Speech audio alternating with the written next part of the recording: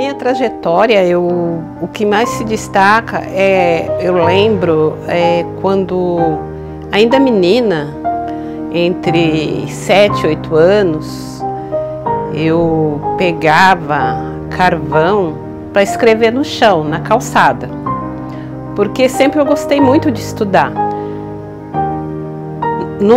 Naquele tempo de 1966, não tinha pré-escola ainda. Eu entrei logo para o primeiro ano, que era o grupo escolar. E no primeiro ano, eu vim de uma família que meu pai não tinha formação acadêmica, só tinha o terceiro ano primário, e minha mãe também. No decorrer dessa história, eu consegui, logo no primeiro ano, ser a primeira aluna da sala de aula, com a média de 96. Então, isso me marcou muito, que quando meu pai foi buscar meu boletim, naquele tempo, eles davam um diploma de honra ao mérito para a criança e uma medalha. Isso me marcou logo no primeiro ano. Eu me destaquei. E da minha turminha, hoje em dia eu vejo que tenho colegas de salas que são médico, arquiteto e eu professora. Então a minha turminha era boa. Eu tive uma boa formação. E essa boa formação que eu tive desde o primeiro ano, incentivo, me fez com que eu me tornasse hoje professora. Então eu sou professora por opção. Nós, na família, nós somos 9 irmãos vivos. E eu falava para eles assim: eu vou ser professora, você médico, você advogado. Então atribuía uma profissão para cada um.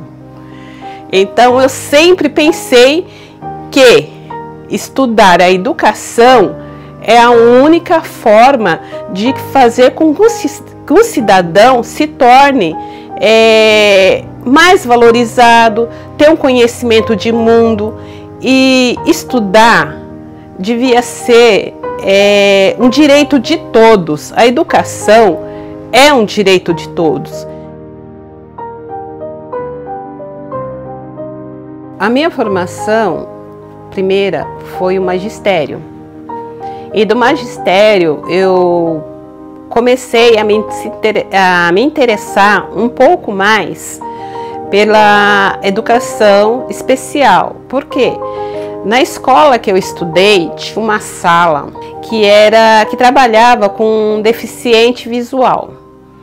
E nesta mesma escola que eu fiz o magistério, eu fiz os estágios. E por incrível que pareça, todos os meus estágios, eles acabavam pedindo para mim fazer nessa sala de deficiente visual. E eu percebi que eu tinha uma afinidade com essa área de deficiência visual. Nesse período que eu terminei o magistério, eu acabei também, por necessidade, fazendo a pedagogia. E depois eu fiz pós-educação especial de deficiência intelectual, deficiência visual e também de autismo e psicopedagogia. Eu procuro entender de todas as deficiências, porque o nosso aluno, ele não é único. E eu, como professora especialista da educação especial, nós costumamos receber alunos de todas as deficiências, não especificamente uma. E é uma área que eu me apaixonei por ela. E retomando aí o comecinho do meu magistério, quando eu estava no segundo ano do magistério, eu engravidei. E essa gravidez foi um pouquinho complicada e meu filho nasceu com algumas deficiências. Aí talvez seja o meu interesse de me aprofundar mais e mais para conhecer sobre deficiência, para a gente conviver melhor com a situação que eu vivo, né? eu sou mãe de uma criança especial, uma criança com deficiência. E eu consigo ter esse olhar mais apurado com outras mães, que se torna uma paixão. O meu trabalho com as crianças com deficiência, ela acaba acontecendo na sala de recurso. E nós recebemos alunos com deficiência visual, aluno com autismo, deficiência intelectual, auditivo. E nesse trabalho, cada um depende de adaptação de material.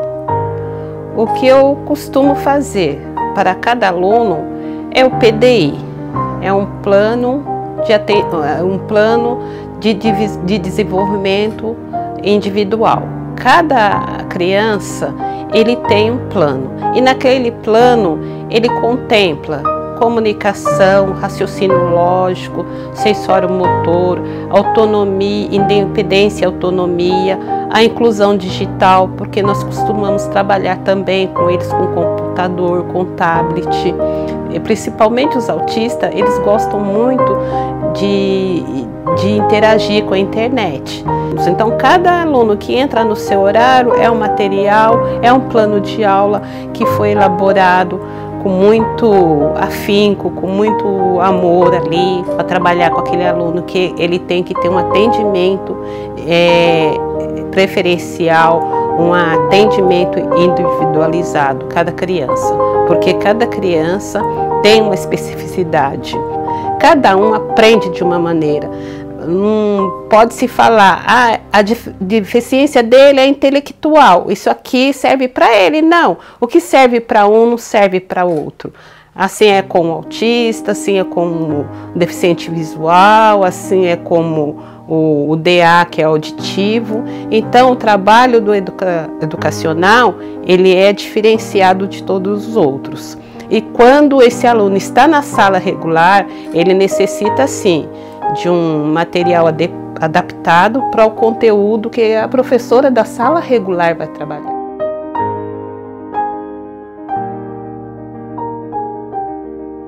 Eu acredito e acho necessário que toda escola, toda unidade escolar tem que ter um acolhimento para os pais. Porque quando o pai chega lá, ele já chega só pedindo matrícula. Na maioria das vezes ele não leva o laudo, porque ele tem medo de não ser bem acolhido.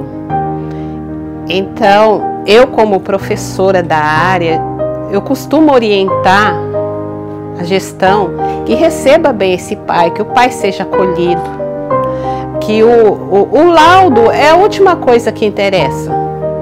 É a última coisa que interessa para a unidade escolar. A única coisa que interessa para nós, professor, o que interessa é o recebimento desse aluno, é o acolhimento dessa família e montar a estratégia, como nós vamos trabalhar com aquela criança, quais as necessidades dela, qual a prioridade dela e dessa família, para que eles se sintam seguros. Já tem a questão do preconceito, já tem uma questão toda em volta. Então, se ele chega na escola e não é bem recebido, não é bem acolhido, isso já causa um certo receio, uma certa insegurança de deixar o filho lá com pessoas que eles não conhecem. Então, o acolhimento para esse pai é extremamente necessário. A inclusão desse aluno na sala regular, ela deve acontecer junto com o professor do atendimento educacional especializado. Por quê? Acontece que muitas vezes o professor da sala regular, ele nunca trabalhou com esse aluno e não tem também uma formação para que dá atendimento para esse aluno, com as atividades, com o conteúdo. Então, cabe ao professor de atendimento educacional especializado fazer um trabalho colaborativo com esse professor da sala regular, com adaptação de conteúdo e de atividade. Porque o aluno, ele precisa de uma adaptação. Se a criança tem uma deficiência visual baixa, né? Qual o lugar dele? É sempre na primeira carteira, mesmo que não resolva a situação dele na primeira carteira, mas ele vai ficar próximo ao professor. O autista, às vezes, o primeiro lugar para ele é bom, mas às vezes não, porque ele tem o livre-arbítrio, porque o autista ele tem vários de comportamento. Às vezes ele quer ficar perto da janela, às vezes ele funciona melhor no fundo da sala. Então, é onde a criança pode aprender. O nosso trabalho dentro do atendimento educacional especializado, ele é individual. E ele acontece também 2 vezes por semana, no contraturno. Com isso, auxilia bastante o desenvolvimento do aluno dentro da sala regular. E tudo que ele aprende na sala regular, os 2 professores conversam entre si e vê o que essa criança ainda necessita para aprender, o que ele necessita para desenvolver as habilidades dele, porque o AEE, ele trabalha mais com as habilidades da criança, porque às vezes a habilidade dela é no desenho, como que ele vai desenvolver aquele conteúdo, talvez seja com desenho, não escrevendo, porque como que você vai trabalhar com uma criança que às vezes não tem uma coordenação motora boa? Não adianta você dar um caderno de caligrafia para ela, então você tem que se reinventar ali nos recursos que você pode oferecer para a criança. E tem uma situação também que às vezes pensa que a tecnologia assistiva para o aluno, mas se você pegue uma caixa de ovo e faz uma cela para a criança trabalhar, que seja para ele aprender o braille, que seja ele aprender a fazer uma adição, uma subtração, ou que ele use para aprender as vogais, é um recurso de acessibilidade, é um recurso, é uma tecnologia assistiva, porque a partir do momento que você pega o material e transforma em algo que a criança possa aprender com aquilo, deixa de ser uma caixa de ovo, mas sim uma tecnologia assistiva para a criança, que não deixa de ser um material adaptado para que você possa trabalhar com esse aluno, não só no conteúdo de matemática, história, geografia, tantos outros. É você olhar o que você vai trabalhar com o seu aluno e adaptar o material que você necessita para que essa criança possa aprender. E quem pode te ajudar muito nisso é o professor da educação especial. Às vezes, como eu já trabalhei também 10 anos na sala regular, e nós temos aquele aluninho lá que termina a atividade rapidinho e vai fazer outra coisa, cutucar o colega. O que pode ser feito? Por exemplo, você lá dá um exercício e depois também coloca uns 3 ou 4 desafios para atingir aquele aluno que já tem um nível maior de facilidade, né, que é o alta habilidade, que ele tem um nível maior de facilidade de pegar aquele desafio e se prender um pouco mais na atenção. Mas por que isso? Porque se você for dar uma prova lá de 10 questões, tá bom, aí ele termina rápido, dá 3 desafios e conversa com a classe.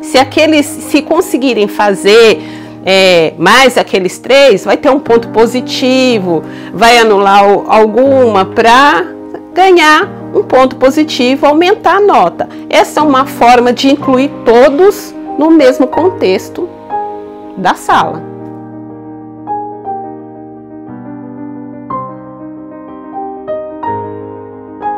uma mensagem de inclusão que eu tenho aqui para falar é que todos são capazes de aprender. Que nós estamos num momento que a inclusão é para todos. A inclusão é para o deficiente, a inclusão é para o negro, a inclusão é para a questão de opção de sexo. E a educação é o único meio que onde essas crianças que lá, desde muito pequenas, sendo orientadas que não devemos fazer diferença nem de raça, nem de cor, nem de religião, nem de sexo, nem de deficiência, que nós podemos construir um mundo melhor. É a educação que faz isso. A educação é o único meio que consegue transformar esse planeta. É desde lá, da educação infantil, que nós vamos preparar junto, que a criança ela já tem o conhecimento, ela já vem de uma origem. E lá na escola que ela vai conseguir também conviver com os diferentes, que é a diversidade de cor, sexo, a diversidade com a deficiência também. Então, a partir da educação é que nós vamos construir um mundo melhor para todos, onde haja equidade, solidariedade, que haja um mundo melhor de amor, de paz para todos.